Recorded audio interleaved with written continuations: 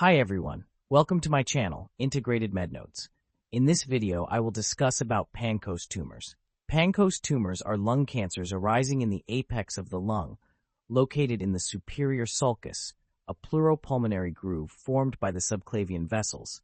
Hence, Pancoast tumors are also called superior sulcus tumors.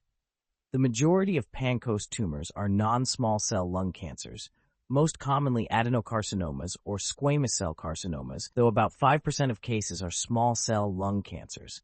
Pancoast tumors account for about 3 to 5% of all lung cancers. Clinical manifestations.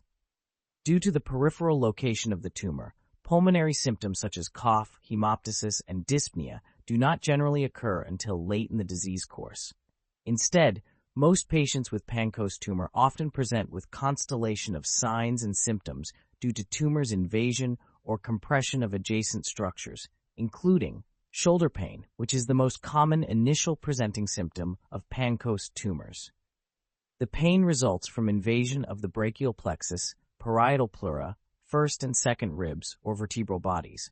The pain can radiate down to the medial aspect of the scapula, axilla, or arm. Pancoast tumors can invade the inferior portion of the brachial plexus, or C8, T1, T2 nerve roots. This may result in shoulder and arm pain, weakness and atrophy of the intrinsic muscles of the hand, and paresthesia of the medial aspect of the arm, forearm, and the fourth and fifth digits. Invasion of the paravertebral sympathetic chain, or stellate ganglion, results in Horner syndrome, characterized by ipsilateral ptosis, meiosis, and anhidrosis. Invasion of the phrenic nerve may lead to hemidiaphragm paralysis. Invasion of the recurrent laryngeal nerve can cause hoarseness.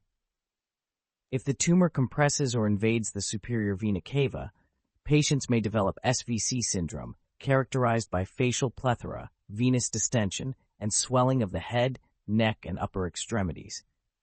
Obstruction of the brachiocephalic vein produces unilateral congestion symptoms, affecting the head, neck, and upper extremity of the same side.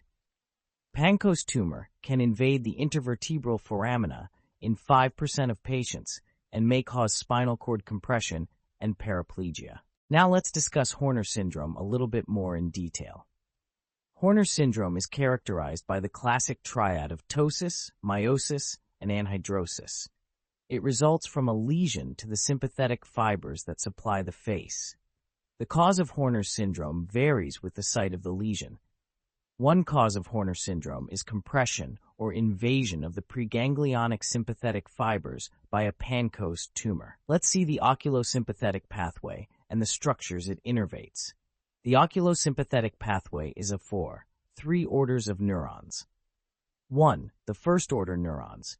These originate in the hypothalamus, and their fibers descend caudally via the hypothalamo-spinal tract to synapse with preganglionic neurons in the spinal cord. 2. The second-order neurons. These are preganglionic neurons located in the intermediolateral column of the spinal cord at the C8-T2 levels, also known as the ciliospinal center of Budge. These neurons send preganglionic sympathetic fibers that exit the spinal cord through the ventral roots of the corresponding thoracic nerves, pass through the white rami communicantes, and enter the sympathetic chain. The fibers then ascend within the sympathetic chain to synapse with neurons in the superior cervical ganglion. In Pancoast tumor, there is invasion of these preganglionic fibers in the paravertebral sympathetic chain or the inferior cervical stellate ganglion before reaching the superior cervical ganglion, resulting in Horner syndrome. 3. The third-order neurons. These are postganglionic neurons located in the superior cervical ganglion. Their postganglionic fibers ascend within the adventitia of the internal carotid artery and pass through the cavernous sinus. In the orbit, these oculosympathetic fibers innervate the pupillary dilator muscle, the superior tarsal muscle, or Miller's muscle, and the sweat glands of the face. In summary, these sympathetic fibers help to dilate the pupil, raise the upper eyelid, and help stimulate the sweat glands.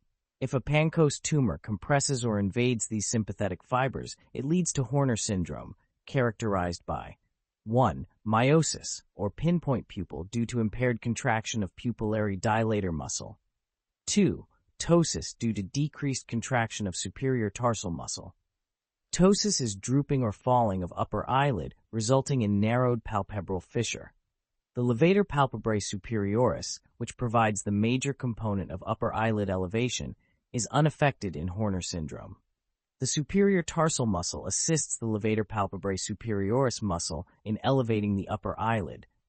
So loss of its sympathetic innervation of the superior tarsal muscle, as in Horner syndrome, results in mild ptosis. 3. Anhidrosis is the loss of the ability to sweat. The sympathetic fibers innervate sweat glands and blood vessels in the face. 4. Enophthalmos, which means sinking of the eyeball into the face. This is not truly a sunken eye, it just appears so because of the drooping eyelid, resulting in narrowing of the palpebral fissure.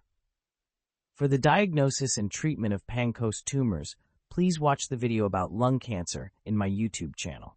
Thank you for watching this clinical overview. If you found the video helpful, please like, share, and subscribe, and don't forget to leave your comments below. Until next time, happy studying and good luck.